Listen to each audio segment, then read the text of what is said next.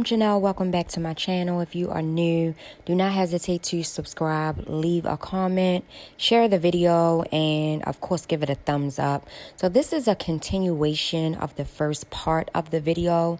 So if you have not watched the first part, I would recommend that you do so because you're not going to know anything that I'm actually talking about. But anyway, I do hope that you enjoy the video, and I hope that this is a lesson for someone somewhere. So of course I didn't sign it because that wasn't my birthday. I don't know if she was triggered by my birthday and she saw my face and she was mad because maybe she was younger. Maybe she was my age. Maybe she was older because she looked at very much old, right? I don't know what triggered. Okay, yeah, I had to think about it because this happened like about 2.5 weeks ago. So she was like, yeah, set your belongings on the desk. Now, keep in mind, all I had in my hand at this time was my glasses and the key to the locker, right? Everything, the other things that I had was already in the locker. So when I set my glasses on the desk and the key on the desk, she started inspecting my glasses and inspecting the key as if I had answers to a test that I don't even know the questions to, right? So she inspected them and I'm just like, maybe this their job, I don't know. So then she was like, step back and have a seat. I said, wait a minute, excuse me. I'm gonna ask you one more time to pipe it down. I don't know who you talking to, but you're not gonna be talking to me like this. I need you to have some respect. So then she was just like, look, I'm not going through this with you. And I said, and I'm not going through this with you. And so, mind you, I'm standing there because I'm not gonna just go sit down like, who the fuck you think you are? You see what I'm saying? So that's when she was like, you're not going to be coming in here talking to me, asking me questions while people taking the test. And I said, I'm going to ask you anything that I feel like I want to ask you. That's what I'm going to do.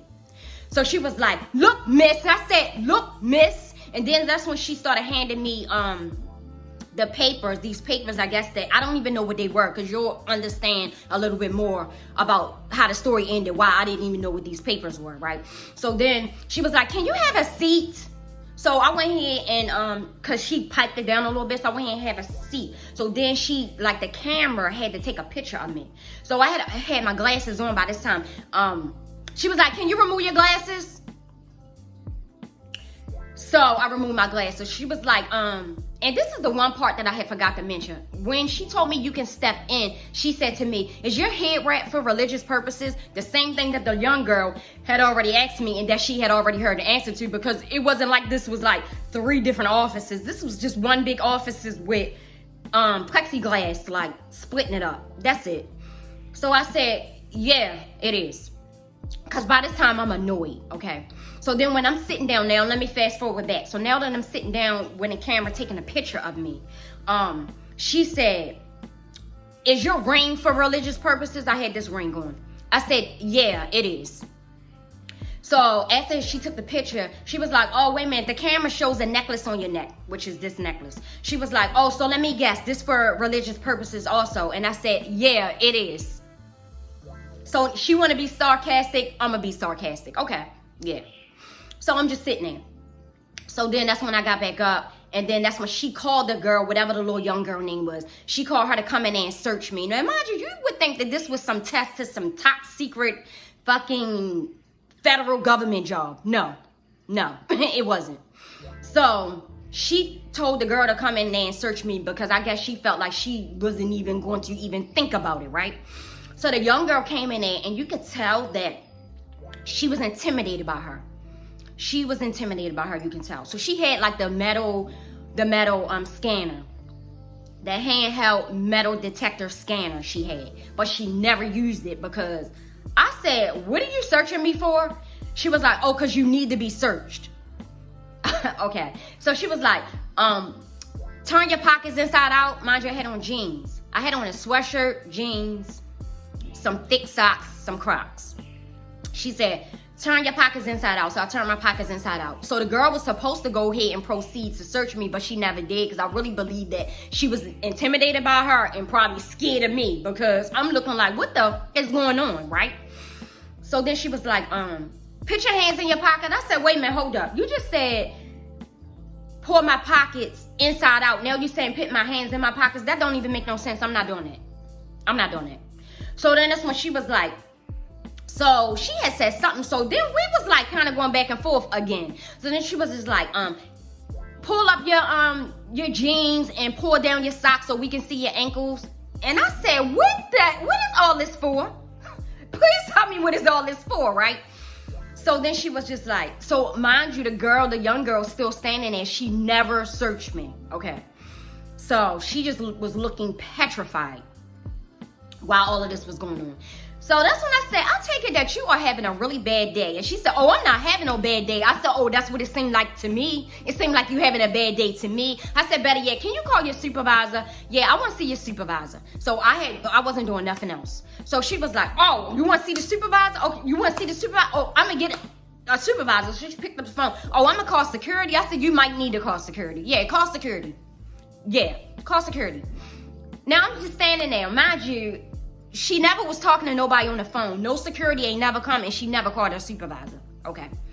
So this is when she said, you know what? Get the fuck out of here. Just like that.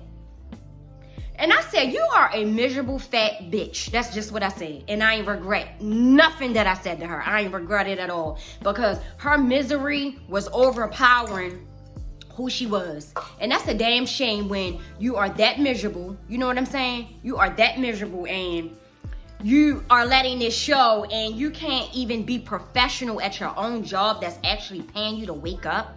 Like, that is so pathetically sad. Like, oh my goodness, that girl was fighting some demons that day, boy. But you know what? I was her target, but I wasn't gonna be her fucking punching bag either. I ain't gonna ever be nobody's punching bag. That's one thing for sure, two things for certain. So when she said that, I left. I wasn't even able to take the test. So, baby, this was a Friday. I came home. Matter of fact, y'all, let me find out the little post part to my earring fell. I'll be right back. All right, y'all. So yeah, basically, I came home that day, and baby, I was on to the next. And then, mind you, I never got to take the test at that time. So let me back up. So in the parking lot of the place, I was like, you know what? I'm the type, I don't let shit slide. I don't let shit slide. So I sat in a parking lot for maybe about an hour because I was calling the company, and then they were giving me numbers to the other companies and, you know, to the actual company that she worked for, because the company she worked for had nothing to do with the company that I was hired for. It was just a testing center, right? So I had actually found the number to the director of insurance, because this job was for health insurance, right? To be able to, you know, learn and not just like be on the street selling, but for the company, you had to know all the ins and outs about health insurance, right? So I talked to the director of insurance, and I reported her. And of course, you know, if it ain't written, it ain't happened. So I told her, give me 1 hour. I would have the whole summary of the whole incident emailed to her. And I had my MacBook, because I'm the type, I carry my iPad, my MacBook around with me just about every way I go, right? So I had all that in my trunk. So I went to my mom's that day, because she was closer to the area where I was, opposed to coming all the way home. So I typed up this phenomenal, because one thing, if you've never heard me say it before, besides being a mom, my 3 best great actor, my 3 best contributions to the world, in my opinion, besides being a mom, because that's number 1, is I can cook your ass under the table and I will write your ass out of a job. That's how I feel about me, right? So when I went to my mom's, I, you know, typed up this phenomenal letter to the director of insurance, like from start to finish, just how rude they were, how they were trying to antagonize me about me having on a head wrap. That's where it all kind of, I felt like, started from, right? But that's neither here or there, because one thing's for sure about some people will never be able to progress in life because you're mentally stuck, you're mentally rude, you're disrespectful, you feel so low about yourself, you feel so low about your life, you don't have no motivation to move up, you don't have no motivation to step out and walk in faith, so you stay at these dead-end, shitty-ass jobs that you hate.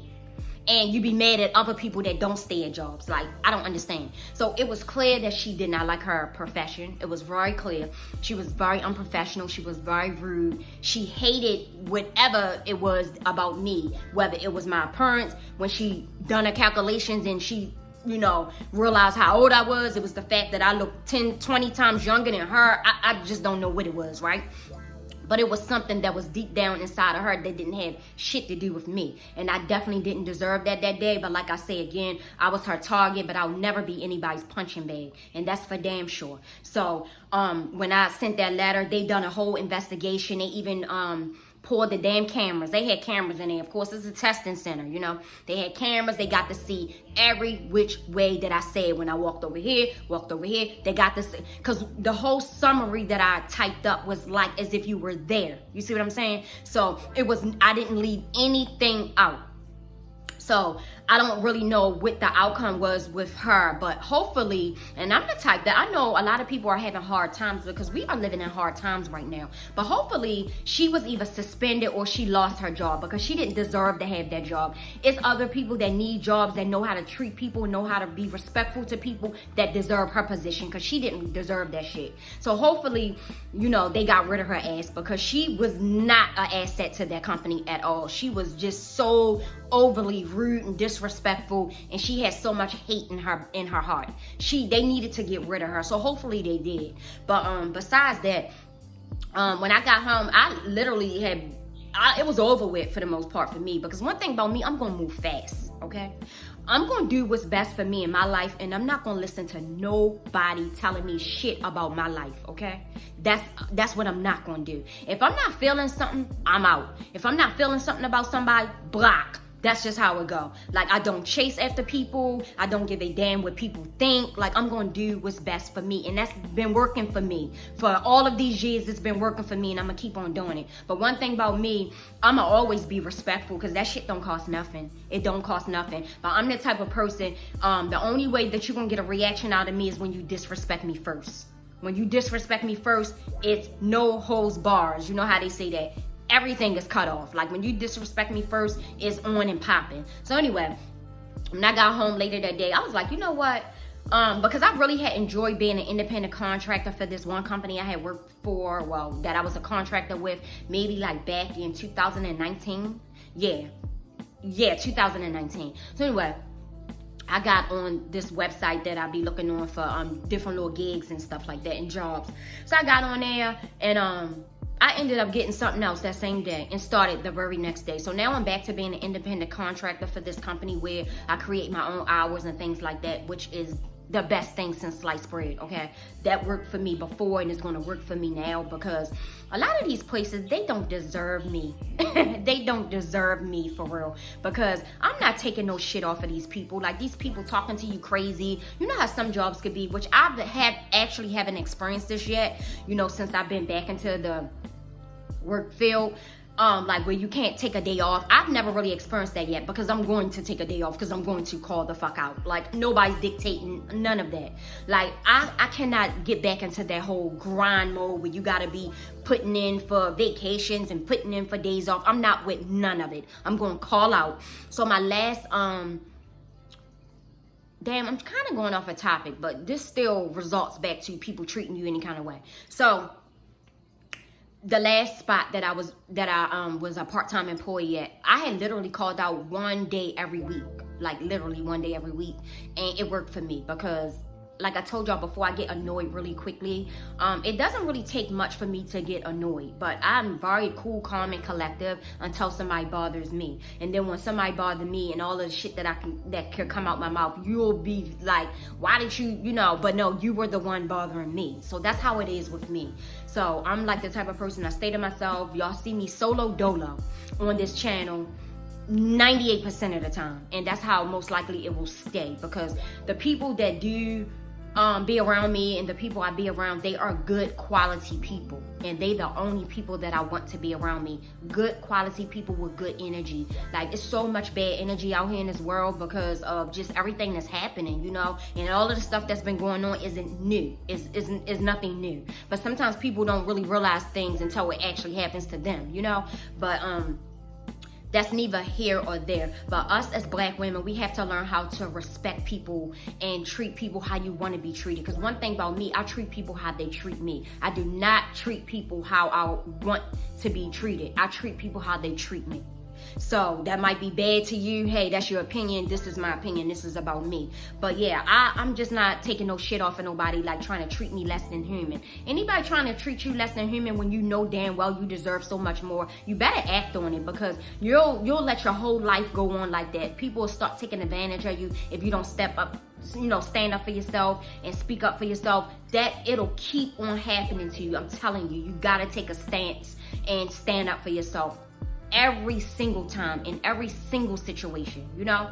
So saying that to say, I just feel like, you know, I'll do another video in regards to this. But yeah, leave comments if y'all want to leave a comment, because I just want to know what went wrong with us. Why do we feel like we got to treat each other like real bad because of maybe however you feeling about yourself that day or whatever, or because you see somebody that's cute, you see somebody that has something that you might like. Why do you want to treat them so nasty and mean? Like, what is that shit about? Like, I feel so sorry for some of these people out here, because this stuff, right, just treating people and talking to people crazy and just trying to be a bully, that's the shit that you're not gonna do to me. That ain't happening with me. Like I said before, I have worked around so many cutthroat, aggressive black women for so long. I'm not with none of it, okay? But I'm gonna always treat people with respect, because why not?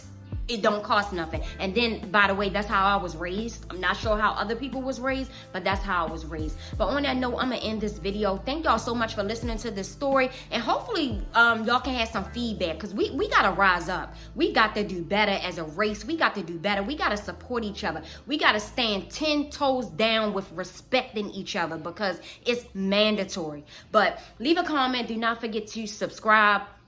Like the video. Thank you so much for watching. See you in a few days.